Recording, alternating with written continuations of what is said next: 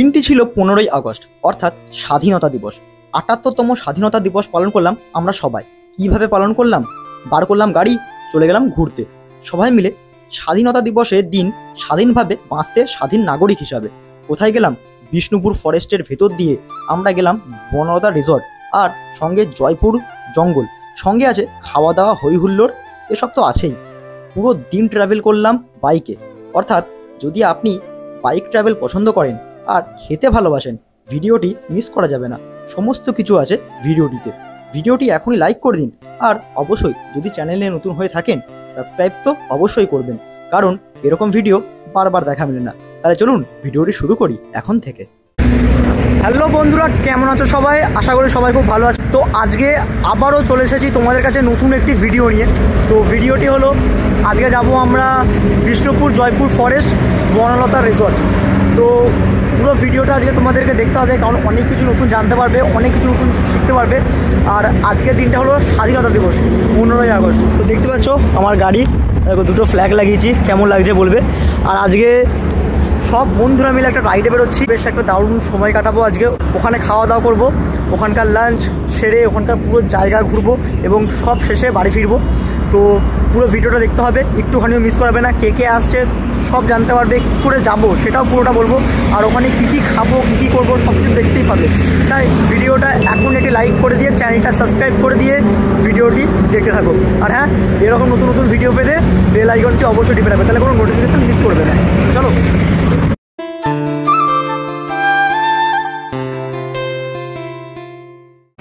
তো এই মধ্যে সব বন্ধুরা চলে এসেছে, তো তোমরা দেখতেই পাচ্ছ এখানে চলে এসেছে রনি, সমীর, সোহান, সৌমেনদা, দোয়েল, পায়েল, বিজয়, সৌমদা, মল্লিকা, পারমিতা আর প্রিয়া, আর অফকোর্স আমি।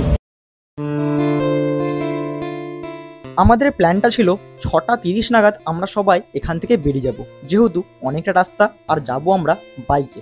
কিন্তু বুঝতেই পারছেন, এতগুলো বাঙালি যখন একসাথে জমায়েত হয়, দেরি হবে না সেটা কি হতে পারে? তাই আমাদের বেরোতে 1 ঘন্টা লেট। হ্যাঁ, 7:30 নাগাদ আমরা সবাই তেলিপুকুর থেকে রওনা দিই, আর সবে আমরা সদরঘাট বেরোচ্ছি, অর্থাৎ সদরঘাটের ব্রিজ পেরিয়ে পলিমপুরের রাস্তায় যাচ্ছি। বাড়ি থেকে সব বন্ধুরা জমায়েত করেছিলাম বর্ধমান তেলিপুকুর এরিয়াতে, এবং সেখান থেকে আমরা সোজা যাই শেয়ারা বাজার, এবং শেয়ারা বাজার রুট দিয়ে আরামবাগ, এবং সেখান থেকে আরামবাগ পুতুলপুর রোড ধরে আমরা পৌঁছাই বনলতা রিসর্টে, যার দূরত্ব প্রায় 70 কিলোমিটার।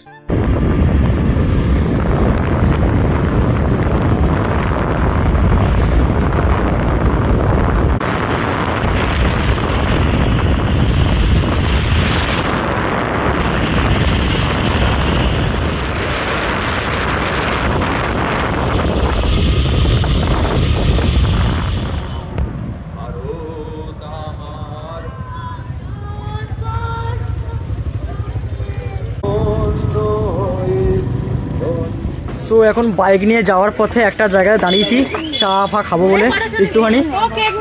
কি পাওয়া যাচ্ছে এখানে? কাকুটা কোন জায়গা গো? এটা খোসবাঁধ।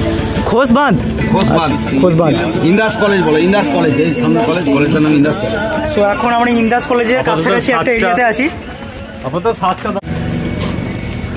তো সকাল থেকে বেরিয়েছি, কিচ্ছু খাইনি, এখানে দাঁড়িয়ে চা খাচ্ছি।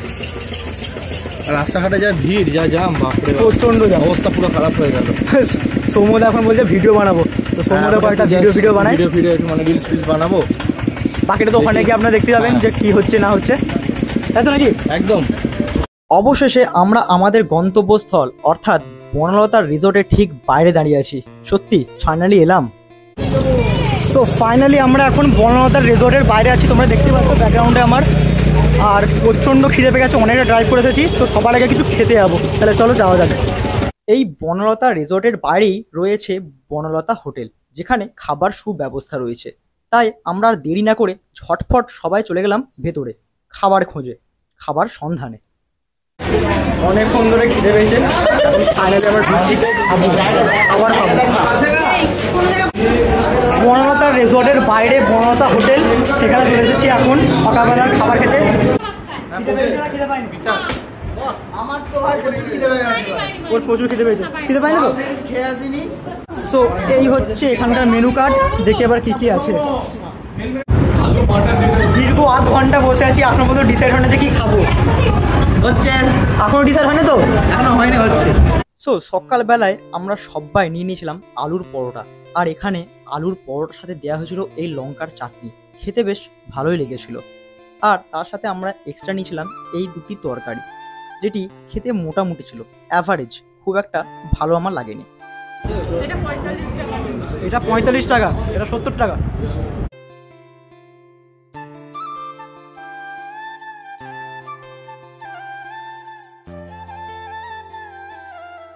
সো এই মাত্র বনলতা হোটেল থেকে এই মাত্র ব্রেকফাস্ট করে বেরোলাম।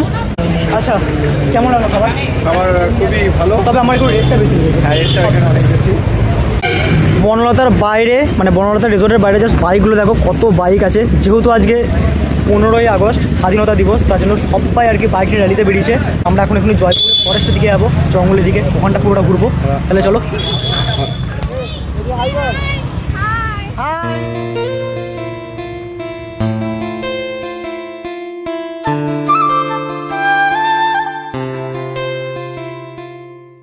কেমন লাগছে আজকে?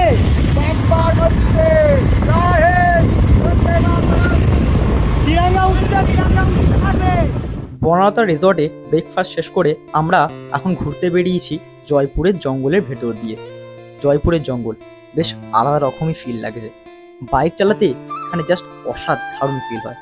না বাইক চালালে আপনি হয়তো বুঝবেন না। চারদিকে সারি সারি সারি সারি গাছ, আর আছে মন মুগ্ধকর পরিবেশ। অসাধারণ লাগছে জাস্ট।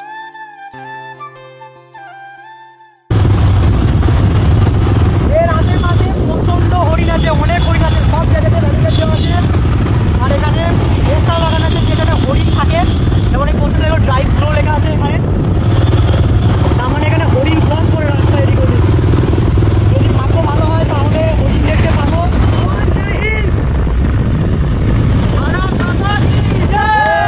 এই মুহূর্তে আমরা জয়পুর জঙ্গলের একবারে মধ্যবর্তী এলাকাতে পৌঁছে গেছি। চলুন আপনাদেরকে একটি দারুণ জায়গাতে নিয়ে যায়। সব ঠিক আছে তো? আচ্ছা, যদি আপনাদেরকে বলি এই জঙ্গলের ভেতর রয়েছে একটি এয়ারপোর্ট, আপনারা কি বিশ্বাস করবেন? করবেন না তো? ওখানেই যাচ্ছি। এই যে বিরসা মুন্ডা হল পেরিয়ে রেল লাইনের ওপর দিয়ে। চলুন তাহলে যাওয়া যাক। এতটা আসার পর রাস্তা ভুল। রাস্তা ভুলে গেছে ভাই, রাস্তা ভুল হয়ে গেছে। এয়ারপোর্ট ঘোরাবো বলে লাদাখ নিয়ে চলে আচ্ছা, এবার আমরা আবার ইউটার্ন নেবো। অন্য একটা জায়গা থেকে আমরা ভুল ভেঙে গেছি, তো সেখানে আবার যাবো, সেখান থেকে আবার যাবো। চলো। এখন আমরা যেখানে এসে পৌঁছেছি এটি হলো রানওয়ে এয়ারপোর্ট। ভারত স্বাধীন হওয়ার আগে ইংরেজরা এই জায়গাটি তৈরি করে এয়ারপোর্ট হিসাবে ব্যবহার করার জন্য। 1946 সালে যেটি সম্পূর্ণরূপে বন্ধ হয়ে যায়। বর্তমানে জায়গাটি চাতাল নামে পরিচিত। তো ঘুরতে ঘুরতে এখন খুব ক্লান্ত, ঘড়ির কাঁটায় এখন বাজছে 3টে। এবার সময় আমাদের লাঞ্চ করা। বিজয় লাঞ্চ মানে খেতে পেয়েছে না খেতে পাই না, পেটে পুরো ছুঁচো চলাচ্ছে। তো আমরা আবার চলে এসেছি বনলতা যেই হোটেল, সেখানে ভেতর স্পেশাল একটা এসি ঘর নিয়েছি।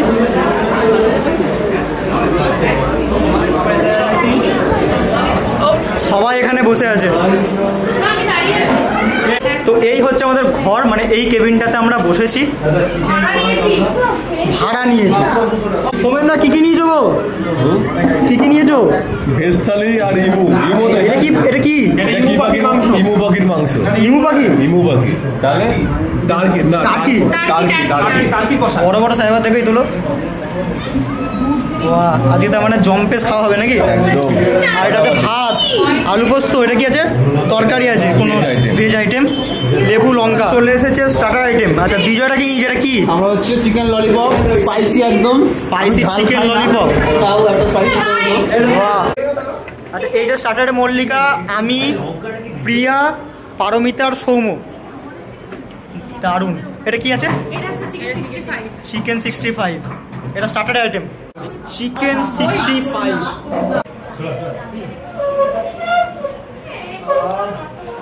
সত্যি করে খেতে ভালো। বলে একটা আমাদের স্পেশাল ললিপপ, টার্কি ললিপপ। টার্কির? টার্কি। আচ্ছা, হ্যাঁ দেখি একবার। খা খা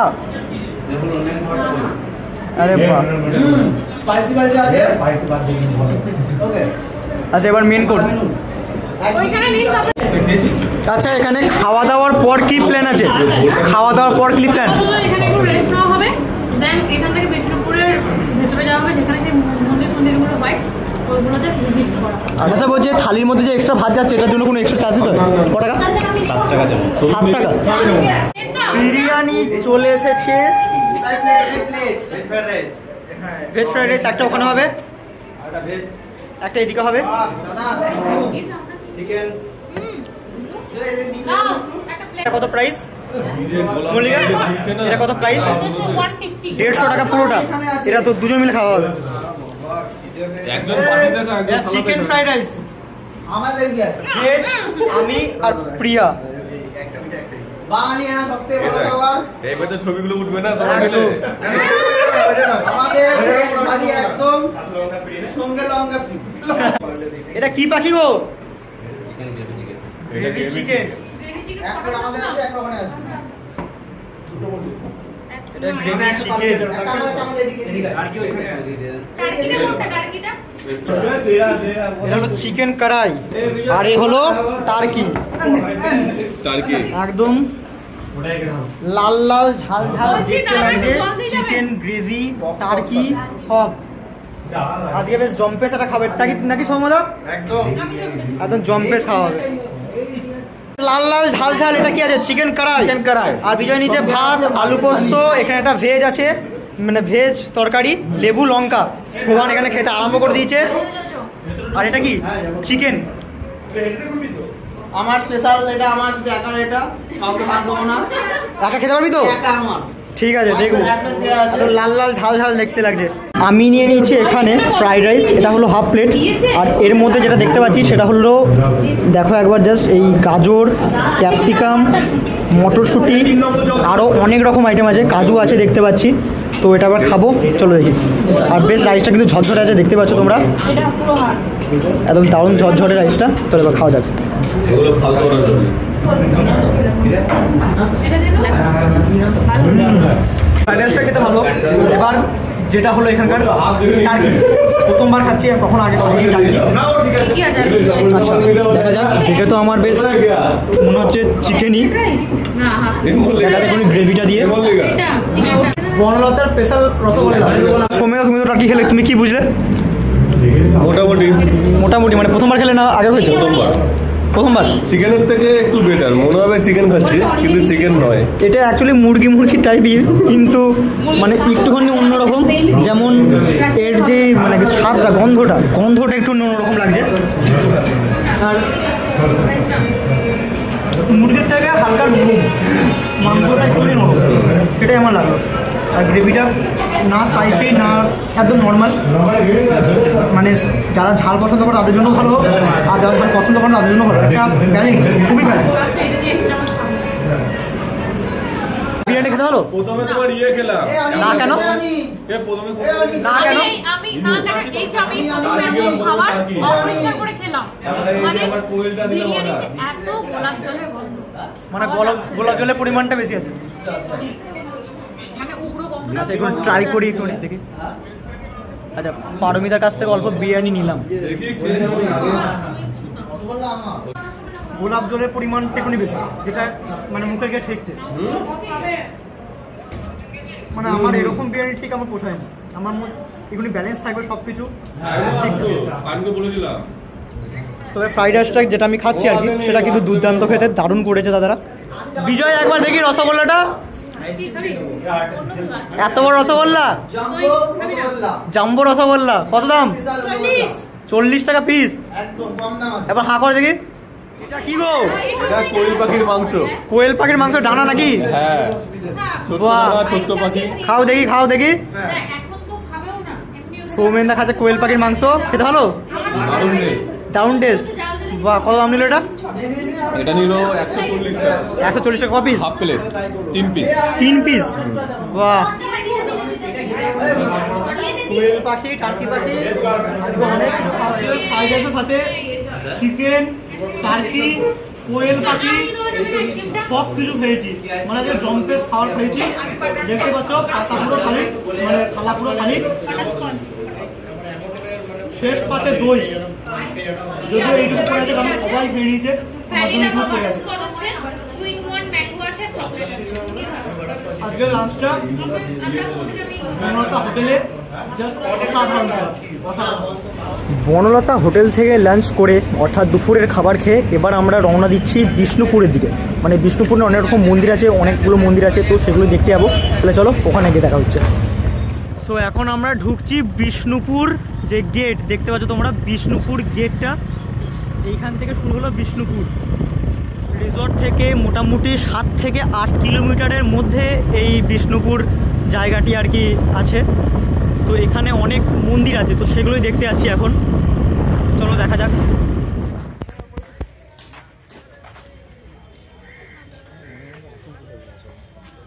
তো এই মন্দিরটাই দেখতে এসেছিলাম, কিন্তু এটি 5:45 বন্ধ হয়ে গেছে। আমরা একটুখানি দেরি করে এসেছি, সো ব্যাড লাক। আচ্ছা, আপনার কি এটাই দোকান কি? আচ্ছা, এই মন্দিরটা কি 5:45-এর সময় বন্ধ হয়ে যায়? আসলে আমরা অনেক দূর থেকে এসেছিলাম, এখানে মানে বর্ধমান থেকে এসেছিলাম। আর উপায় নেই, উপায় নেই। আবার তো সকালে কখন থেকে কতক্ষণ খোলা থাকে?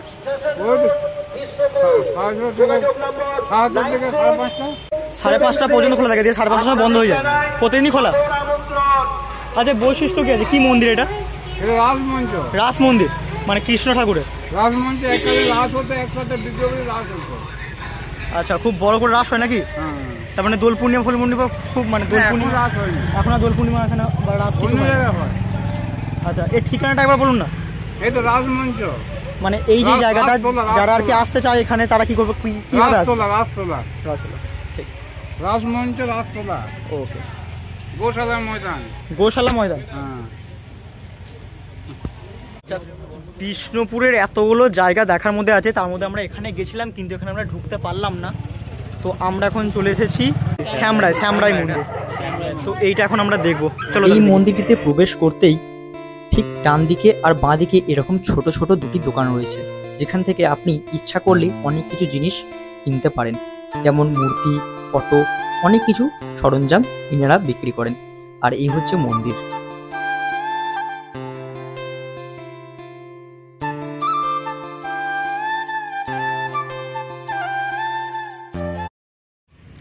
আচ্ছা, এখানে অনেকজনা বসে আছে, একবার এখানে কথা বলার চেষ্টা করবো একটুখানি। আচ্ছা, আপনারা কি এখানকার স্থানীয়? এখানকার স্থানীয়? প্রতিদিন আসেন এখানে? আচ্ছা, এই জায়গাটা কি নাম? এই জায়গাটার রাজদরবার। এটা রাজদরবার। আচ্ছা, এটা তো দুর্গা মন্দির। তো এটা কত বছর পুরনো মোটামুটি? তাও প্রায় 4000 না, আরো বেশি? কত সালে তৈরি হয়েছে দেখুন, সালটা আছে। আচ্ছা আচ্ছা, এটা মানে সারাক্ষণই কি খোলা থাকে? হ্যাঁ, সারাক্ষণ সন্ধ্যা থেকে রাত অবধি? হ্যাঁ, রাত। আচ্ছা, এখানে খুব ধুমধাম করে দুর্গা পুজো তো হয় তাহলে? বিশাল ধুমধাম করে পুজো করা হয়।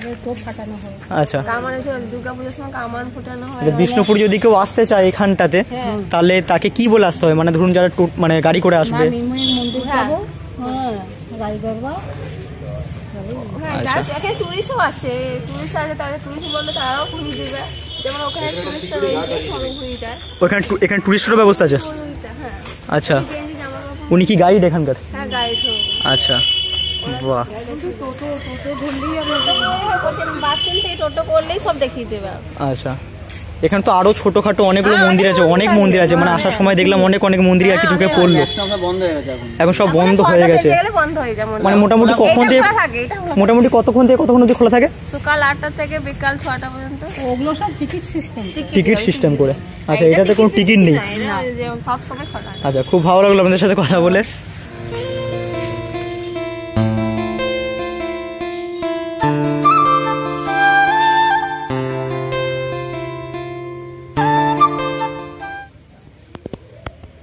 তো 15ই আগস্ট অর্থাৎ স্বাধীনতা দিবস আজকে। তো আজকে পুরোটা বন্ধুদের সাথে খুব ভালো করে এনজয় করে কাটালাম। পুরো দিনটা আজকে বিষ্ণুপুর এলাকাতে জয়পুর ফরেস্টের মধ্যে বনলতা রিসর্টে আমরা আজকে খাওয়া দাওয়া করলাম, ওখানে ঘুরলাম এবং এখানটা পুরোটা ঘুরলাম। আসলে আজকে ঘুরতে পারলাম না এখানটা, কারণ বিকাল টাইমে এসেছিলাম, তো অলরেডি সমস্ত মন্দির ফন্দির বন্ধ হয়ে গেছে। তো ভাগ্যক্রমে এটা খোলা ছিল, এটা দেখালাম। অন্য একদিন কোনো ভিডিওতে আসবো অবশ্যই। যদি আপনারা বিষ্ণুপুরের এই মন্দির দেখতে চান অবশ্যই কমেন্টে জানাবেন, যদি ভালো লাগে তাহলে অবশ্যই আমি চেষ্টা করব এটা কভার করার। আর আজকে ভিডিওটা এতটা পর্যন্তই। আশা করি যদি ভিডিওটি এখনও পর্যন্ত দেখছেন তো একটি লাইক, আর চ্যানেলটি যদি নতুন হয়ে থাকেন তাহলে অবশ্যই সাবস্ক্রাইব করে দেবেন। অবশ্যই বেল আইকনটি টিপে দিয়ে আমাকে সহযোগিতা করবেন, কারণ আপনার একটি লাইক আর সাবস্ক্রাইব আমার মনে অনেকটা উৎসাহ জাগায়, নতুন ভিডিও করার আগ্রহ বাড়ায়। তাহলে চলুন, দেখা হবে আবার অন্য কোনো দিন নতুন কোনো ভিডিওতে, নতুন কোনো জায়গায়। আজ এতটা পর্যন্ত।